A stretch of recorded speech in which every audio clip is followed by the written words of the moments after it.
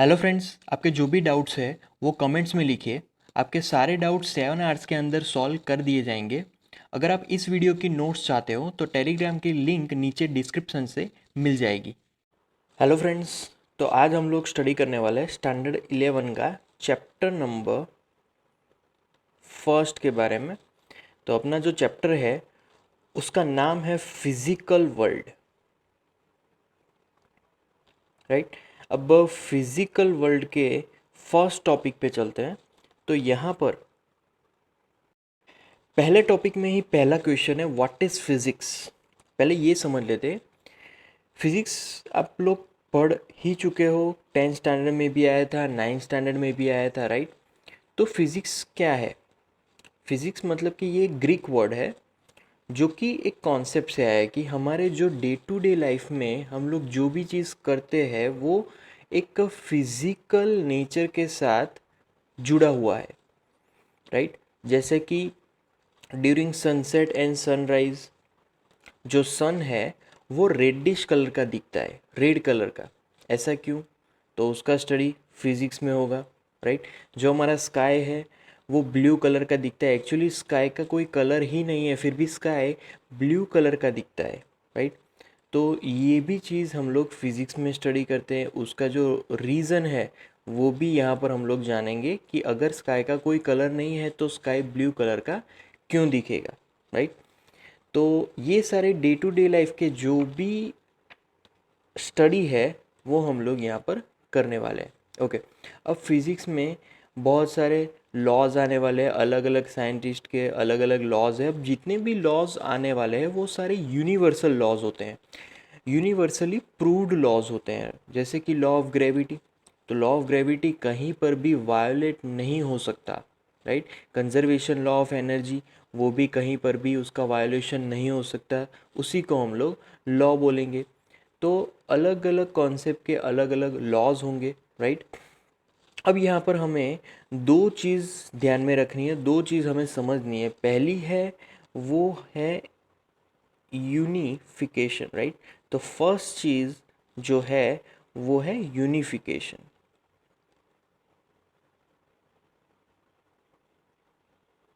Okay. अब unification नाम पर से ही, यूनिफिकेशन मतलब कि इकट्ठा करना, मतलब कि जोड़ना, उसको हम लोग यूनिफिकेशन बोलते हैं, राइट। अब यूनिफिकेशन उसका एग्जाम्पल के से समझाएं तो एग्जाम्पल में मैं एक एग्जाम्पल लूँगा, लॉ ऑफ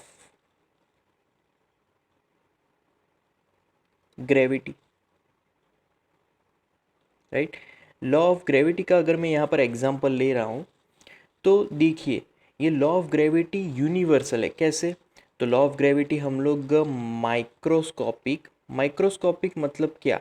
मतलब कि छोटे छोटे जो पार्टिकल्स होंगे वो छोटे छोटे पार्टिकल्स, मतलब इस फॉर एग्जांपल जो एटम्स हैं, मॉलिक्यूल्स हैं, राइट, इलेक्ट्रॉन्स, प्रोटॉन्स, ये माइक्रोस्कोपिक पार्टिकल है। तो ये जो लॉ ऑफ ग्रेविटी है वो माइक्रोस्कोपिक लेवल में भी फॉलो होता है, और जो मैक्रोस्कोपिक है, मैक्रोस्कोपिक मतलब कि जो बड़े हमारे ऑब्जेक्ट्स होते हैं, बड़े ऑब्जेक्ट्स से मैं बोल सकता हूँ कि प्लैनेट्स, स्टार्स, राइट, एस्ट्रॉइड्स, ये सारे मैक्रोस्कोपिक है, टेरेस्ट्रियल ऑब्जेक्ट्स हैं। तो वहाँ पर भी लॉ ऑफ ग्रेविटी फॉलो होगी। तो माइक्रोस्कोपिक लेवल में भी होगी, मैक्रोस्कोपिक लेवल में भी होगी। यहाँ पर दोनों ही एक ही कॉन्सेप्ट पे वर्क करेंगे। माइक्रोस्कोपिक भी लॉ ऑफ ग्रेविटी पे मतलब फॉलो होगा, और मैक्रोस्कोपिक लेवल भी लॉ ऑफ ग्रेविटी पे फॉलो होता है। सो इसको ही हम लोग यूनिफिकेशन बोलते हैं। अगर दूसरा एग्जांपल लें तो इलेक्ट्रोमैग्नेटिक वेव, जहाँ पर इलेक्ट्रिक कॉन्सेप्ट और मैग्नेटिक कॉन्सेप्ट दोनों ही जुड़े हुए हैं, तो एक यूनिफाइड कॉन्सेप्ट हुआ, राइट। फिर आता है रिडक्शन। अब नाम पर से ही हम लोग बोल सकते हैं रिडक्शन मतलब कि कम करना, रिड्यूस करना, राइट।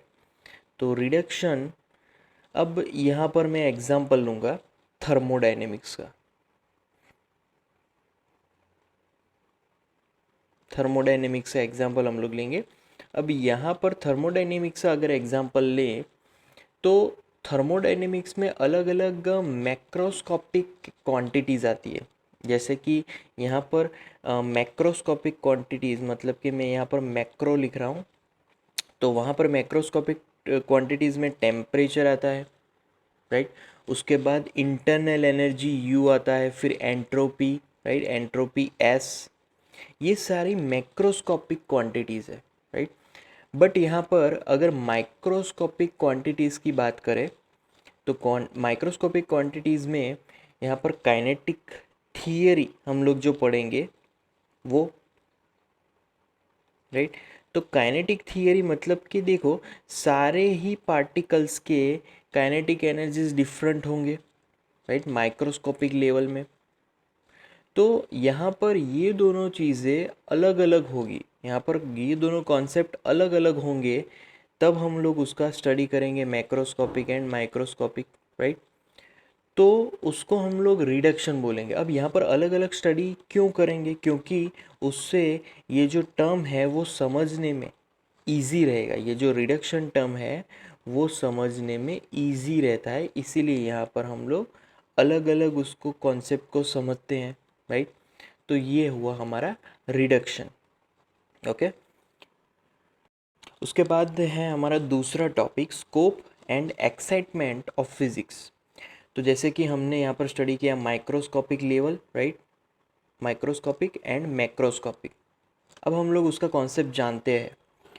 तो मान लीजिए कि हम लोग एक डोमेन की बात कर रहे हैं जो कि मैक्रोस्कोपिक डोमेन में है। मैक्रोस्कोपिक मतलब कि ये वाला, तो उसके डोमेन में यहाँ पर जो हम लोग मैक्रोस्कोपिक में जो इंक्लूड करते हैं वो है पहले laboratory,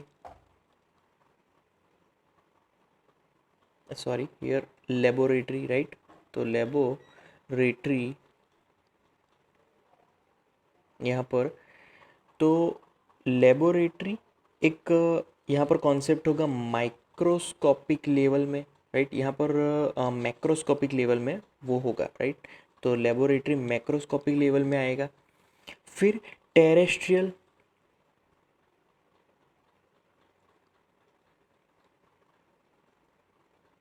right, and then astronomical.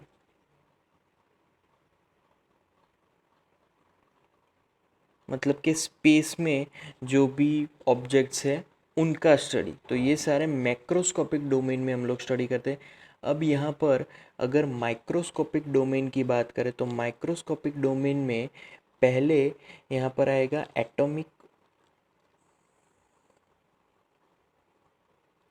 Then molecular, nuclear. ये सारी फिनोमिनन्स यहाँ पर माइक्रोस्कोपिक में रहने वाली है, ओके। तो यहाँ पर फिज़िक्स में हम लोग अलग अलग ब्रांचेस के साथ डील करते हैं, जैसे कि क्लासिकल फिज़िक्स हुआ, मैकेनिक्स हुआ, इलेक्ट्रोडायनेमिक्स, ऑप्टिक्स, थर्मोडायनेमिक्स। तो अलग अलग ब्रांचेस की अलग अलग स्टडी होती है, राइट। तो मैकेनिक्स में जैसे कि हम लोग स्टडी करेंगे रॉकेट्स के मोशन के बारे में, sound waves, air, equilibrium of a bent rod under a load, right. तो ये सारे मैकेनिक्स के प्रॉब्लम्स है, तो मैकेनिक्स में उसको डील करेंगे। इलेक्ट्रोडायनेमिक्स में इलेक्ट्रिक मैग्नेटिक फिनोमिनन्स आएंगी, right. Coulomb's law, Oersted, Ampere, Faraday, ये सारे इलेक्ट्रॉनिक्स में आएंगे। मैक्सवेल हो गया, राइट। ऑप्टिक्स में हम लोग डील करेंगे telescopes, microscopes, lens, mirror, right. तो ये सारे ऑप्टिक्स होंगे जहाँ से हमें ऑब्जर्व करना है। थर्मोडायनेमिक्स में temperature, pressure, volume, right, kinetic energy, ये सारे थर्मोडायनेमिक्स के कॉन्सेप्ट्स हैं, थर्मोडायनेमिक्स के फिनोमिनन्स हैं, राइट। तो यहाँ पर हमें दो चीज़ के डोमेन्स है और अलग अलग फिजिक्स के ब्रांचेस है, वहाँ पर हम लोग स्टडी करते हैं। अब इसी टॉपिक में अलग अलग साइंटिस्ट के अलग अलग कंट्रीब्यूशंस है, जैसे कि आर्किमिडीज़ है, राइट। आर्किमिडीज़ ने जो फाइंड किया है principle of buoyancy, principle of lever, right. तो वो जो साइंटिस्ट थे वो ग्रीस के साइंटिस्ट थे, राइट। वैसे ही गैलीलियो। तो ये पूरा टेबल हमें दिया गया है कि साइंटिस्ट ने क्या फाइंड किया है अपनी लाइफ में, और उनकी जो कंट्री है, मेन कंट्री कहाँ से वो बिलोंग करते हैं, राइट। तो ये पूरा टेबल आपको ये सिर्फ जानना है, सिर्फ नॉलेज के लिए, एग्ज़ाम में ये सब नहीं पूछा जाएगा। ओके। उसके बाद ये दूसरा टेबल हो गया, राइट। यहाँ पर भी सिमिलर साइंटिस्ट के नाम दिए गए हैं, उनके कंट्रीब्यूशंस और वो कौन सी कंट्री से बिलोंग करते हैं यहाँ तक दिया गया है, राइट। तो आप सिर्फ नॉलेज के लिए पढ़ सकते हो। फिर जो हमारा नेक्स्ट टॉपिक है वो है fundamental forces in nature, right. तो यहाँ पर जितने भी फोर्सेस लिखे हुए हैं, जैसे कि ग्रेविटेशनल फोर्स हो गया, फिर इलेक्ट्रोमैग्नेटिक फोर्स हो गया, स्ट्रॉन्ग न्यूक्लियर फोर्स हो गया, वीक न्यूक्लियर फोर्स हो गया, ये सारे ही फंडामेंटल फोर्स है, जिसको हम लोग बोल सकते हैं बेस फोर्सेस। इससे फंडामेंटल फोर्सेस नहीं है। अब हम लोग पहले बात करें ग्रेविटेशनल फोर्स, जो कि यूनिवर्सल फोर्स है। लॉ ऑफ ग्रेविटी के अंडर ये फोर्स आता है। अब लॉ ऑफ ग्रेविटी क्या है, राइट। तो every object exert gravitational force by the amount of its own mass, right. जिसका जितना मास ज़्यादा होगा वो उतना ग्रेविटेशनल फोर्स एक्सर्ट करेगा दूसरे ऑब्जेक्ट पे। अब ये जो फोर्स है, तो हम लोग अगर दो ऑब्जेक्ट को, मतलब मान लीजिए कि मून और अर्थ दोनों के बीच में ये फोर्स लग रहा है, तो दोनों एक दूसरे के विदाउट कांटेक्ट में यहाँ पर फोर्स लग रहा है, कोई भी कांटेक्ट नहीं है फिर भी फोर्स लग रहा है। तो जहाँ पर भी कोई कांटेक्ट नहीं है और फोर्स लग रहा है, तो वहाँ पर फील्ड फोर्स लगा रहा है। तो यहाँ पर ग्रेविटेशनल फोर्स के बिहाइंड जो काम कर रहा है वो है ग्रेविटेशनल फील्ड, राइट। तो यहाँ पर अगर मैं लिखूँ ग्रेविटेशनल फोर्स के बिहाइंड जो वर्क हो रहा है वो है ग्रेविटेशनल फील्ड, राइट। तो ग्रेविटेशनल फील्ड एक्चुअली यहाँ पर ये फोर्स लगा रहा है। तो यूनिवर्सली कोई भी दो ऑब्जेक्ट को अगर पास पास रखेंगे तो अपने मास के हिसाब से वो एक दूसरे पे फोर्स एक्सर्ट करेंगे। और यहाँ पर परफेक्टली अगर वो फोर्स को डिफाइन करें तो force between any two objects is directly proportional to multiplication of their masses. यहाँ पर मैं उसको फॉर्मूला के फॉर्म में अगर लिखूँ तो F proportional to directly multiplication of their masses and यहाँ पर inversely proportional to the square of the distance between them. So ये हमारा फोर्स हो जाएगा ग्रेविटेशनल फोर्स। अब इसमें से अगर मैं प्रोपोर्शनलिटी साइन रिमूव कर दूँ तो इज इक्वल टू साइन आएगा और कैपिटल जी आ जाएगा कांस्टेंट। तो Gm1 M2 upon are square, right. तो ये फॉर्मूला बन जाएगी ग्रेविटेशनल फोर्स फाइंड करने की। ओके। फिर आता है इलेक्ट्रोमैग्नेटिक फोर्स। अब इलेक्ट्रोमैग्नेटिक फोर्स जो है वो इलेक्ट्रिक और मैग्नेटिक दोनों फोर्स से जुड़ा हुआ है, राइट। मान लीजिए कि इलेक्ट्रोमैग्नेटिक फोर्स के लिए मैं दो चार्जेस लेता हूँ। बेसिकली दो चार्जेस के बीच ही इलेक्ट्रिक फोर्स लगेगा। तो दोनों ही चार्जेस रेस्ट पे है, जैसे कि Q1 एंड Q2। तो दोनों ही चार्जेस रेस्ट पे है और इलेक्ट्रिक फोर्स यहाँ पर लग रहा है। तो वो फोर्स कितना लगेगा, और F proportional to multiplication of their charges and inversely proportional to the square of the distance between them। सो ये जो R है वो एक्चुअली उन दोनों के बीच का डिस्टेंस हुआ Q1 और Q2 के बीच, राइट।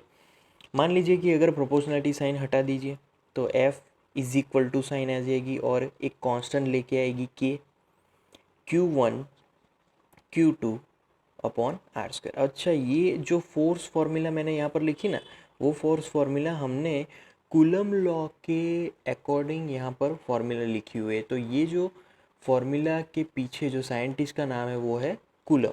ओके। तो ये बात हमने कर the electric force, but magnetic force भी है। तो जब कभी भी ये charges Q1 and Q2, right, तो Q1 Q2 जब कभी भी दोनों ही मोशन में होंगे, दोनों मूव कर रहे होंगे, तब हमारा मैग्नेटिक फोर्स इफेक्ट में आएगा, तब मैग्नेटिक फोर्स लगेगा। तो दोनों ही अगर मोशन में आए मतलब क्या, मतलब कि यहाँ वहाँ पर इलेक्ट्रिक करंट फ्लो हो रहा है और इलेक्ट्रिक करंट जहाँ पर कहीं पर भी फ्लो होगा वहाँ पर मैग्नेटिक फील्ड प्रोड्यूस्ड होगा, जैसे कि ऑस्टेड ने कहा था। तो तो ऑस्टेड ने ये कहा था कि जब कभी भी इलेक्ट्रिक करंट फ्लो होता है वहाँ पर मैग्नेटिक फील्ड भी प्रोड्यूस होगा। तो जब कभी भी ये चार्जेस मोशन में होंगे तब ही मैग्नेटिक फोर्स एग्जर्ट होगा, तब तक मैग्नेटिक फोर्स एग्जर्ट नहीं होने वाला, रेस्ट पे सिर्फ इलेक्ट्रिक फोर्स लगेगा। तो ये बात जान लीजिए कि यहाँ पर अगर Q1 Q2 दोनों ही मोशन में है तो वहाँ पर इलेक्ट्रिक फोर्स भी लगेगा, मैग्नेटिक फोर्स भी लगेगा। तो इसका मतलब ये हुआ कि इलेक्ट्रिक फोर्स दोनों सिचुएशन में लगा, जब रेस्ट पे था तब भी लगा और जब मोशन में था तब भी इलेक्ट्रिक फोर्स लगा। बट मैग्नेटिक फोर्स जब दोनों पार्टिकल, दोनों चार्ज मोशन में होंगे तब ही लगेंगे, right. So that is electromagnetic force. फिर उसके बाद है स्ट्रॉन्ग न्यूक्लियर फोर्स। तो स्ट्रॉन्ग न्यूक्लियर फोर्स बेसिकली कहाँ पर और कौन से पार्टिकल्स के बीच लगता है, तो हम लोग पहले तो जानते हैं न्यूक्लियर। न्यूक्लियर ये एक टर्म जुड़ा हुआ है न्यूक्लियस के साथ। मान लीजिए कि हमारे पास ये न्यूक्लियस है, तो न्यूक्लियस के अंदर तो बहुत सारे न्यूट्रॉन्स होते हैं, राइट। यहाँ पर मैं 3 लिख रहा हूँ और बहुत सारे प्रोटॉन होते हैं, यहाँ पर मैं 3 लिख रहा हूँ, 3 प्रोटॉन, ओके ओके। तो बेसिकली प्रोटॉन प्रोटॉन, अब प्रोटॉन प्रोटॉन दोनों के ही पास पॉजिटिव चार्जेस है।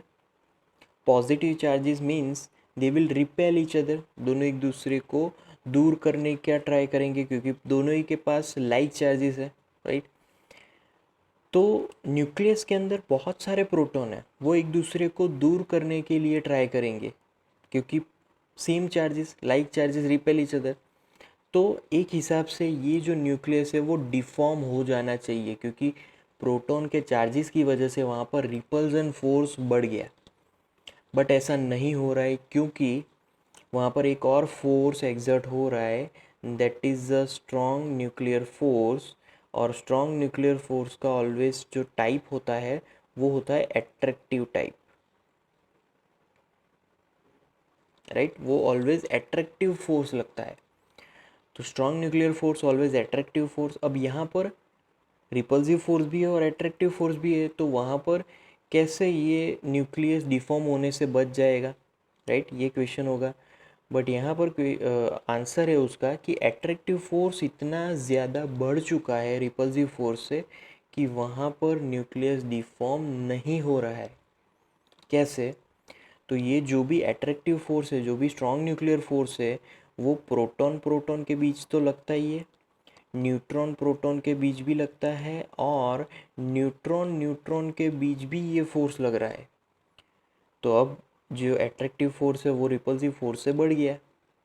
तो इसीलिए अब जो न्यूक्लियस है वो स्टेबल रह पाता है, राइट।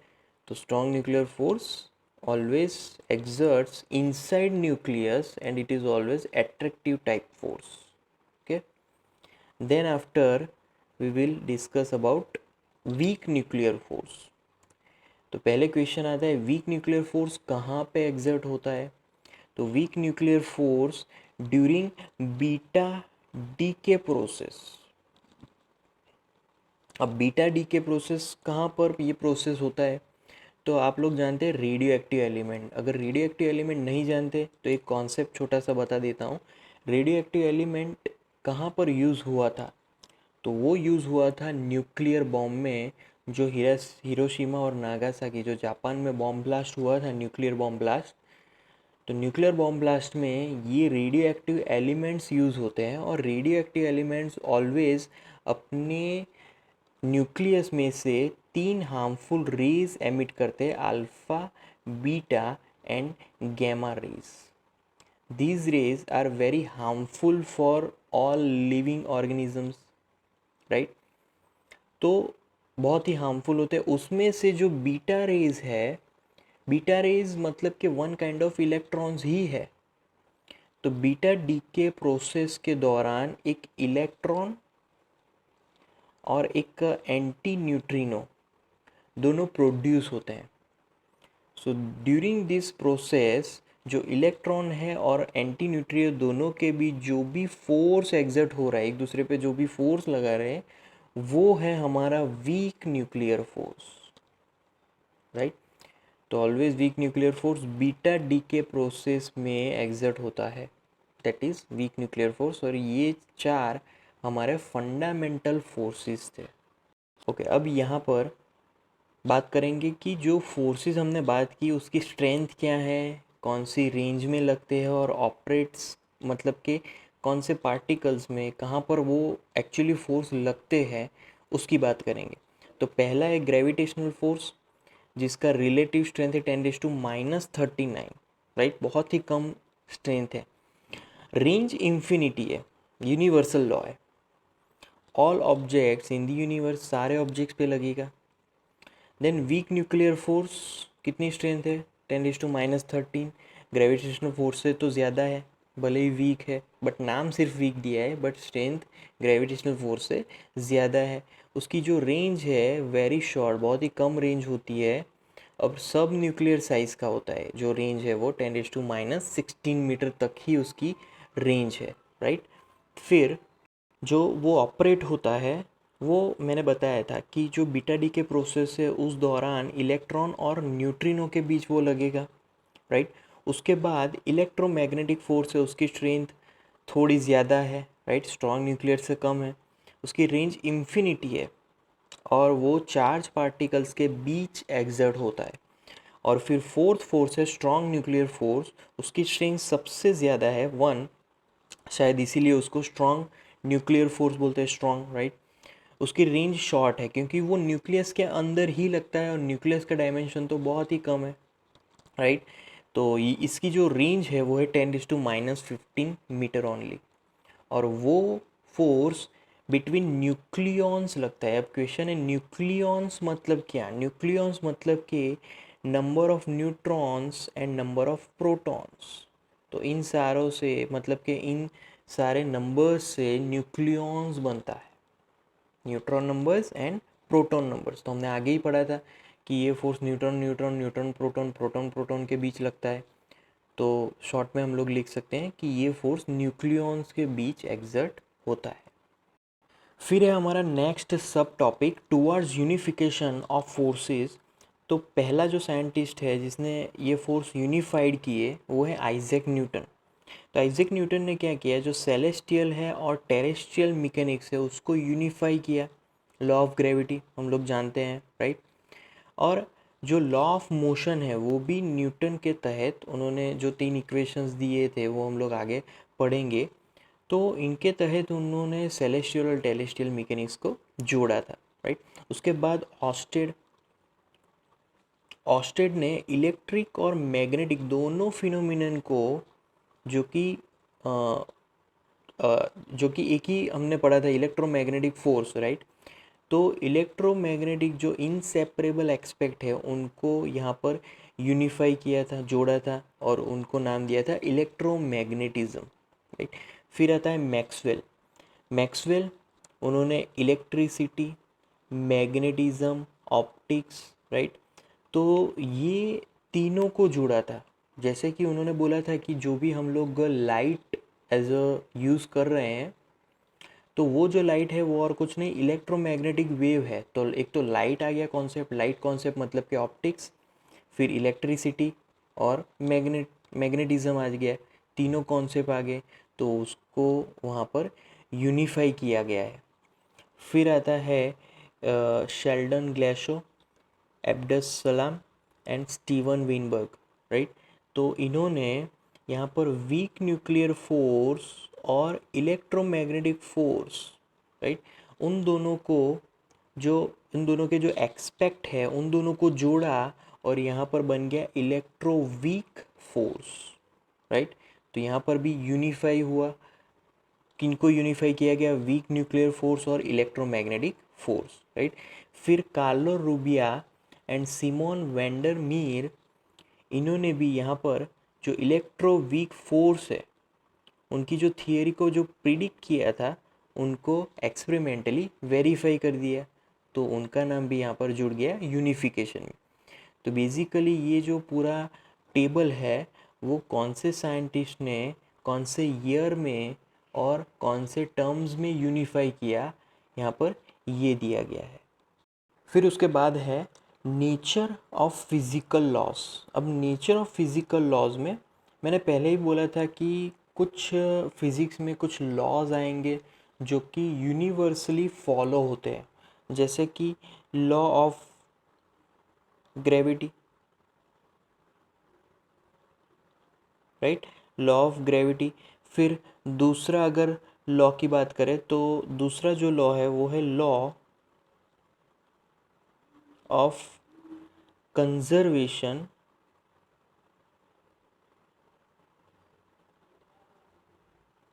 Of energy, right. तो ये सारे जो लॉ है वो फिजिकल लॉज है, राइट। फिर एक और लॉ है, वो है यहाँ पर law of conservation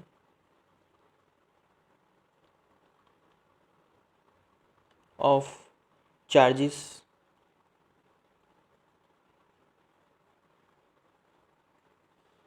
right, law of conservation of charge.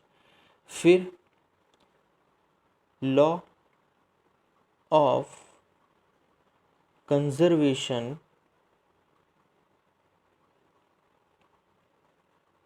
Of momentum, right. तो ये सारे जो लॉज है, ये सारे लॉ फिजिक्स में फॉलो होते हैं। जितने भी लॉ हैं हम सबके एक एक एग्जाम्पल भी दे सकते हैं यहाँ पर, राइट। तो फिज़िक्स में बेसिकली इनका स्टडी आने वाला है, जिसको हम लोग बोलेंगे nature of physical laws, right. Okay.